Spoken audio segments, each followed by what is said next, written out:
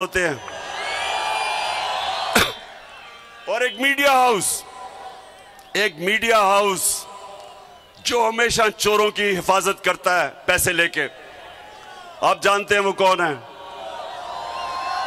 तो ये कैंपेन क्या कर रहे हैं, ये कह रहे हैं जी इस वक्त सियासत नहीं करनी चाहिए, से नहीं करने चाहिए।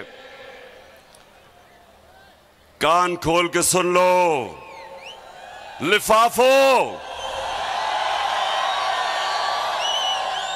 ज़मीर फरोश सहाफियों, सुन लो, मैं सियासत नहीं कर रहा, मैं हकीकी आजादी की जंग लड़ रहा हूं। मैं इन चोरों जिन्होंने 30 साल से इस मुल्क को लूटा है, मैं इनके खिलाफ हकीकी आजादी की जंग लड़ रहा हूं। मैं इस मुल्क में कानून की बालादस्ती की जंग लड़ रहा हूं। मैं इस मुल्क को, वो मुल्क जिसका नजरिया इस्लामी फलाई रियासत, हमारे जो फाउंडिंग फादर्स थे उन्होंने फैसला किया था कि पाकिस्तान वो बनना है जो कि इस्लाम का जो सबसे पहले रियासत बनी थी, मदीना की रियासत के उसूलों पे खड़ा होगा।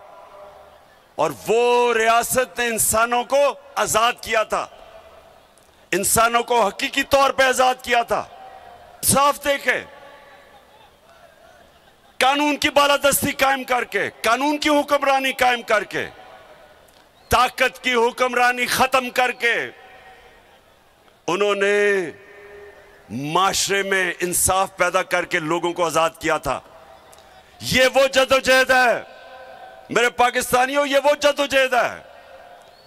ये सिलाब के अंदर भी ये जदोजहद चली रहेगी, ये जंगों के अंदर भी जदोजहद रहेगी, ये कभी नहीं रुकने लगी जब तक हमें हकीकी तौर पे आजादी नहीं मिलेगी।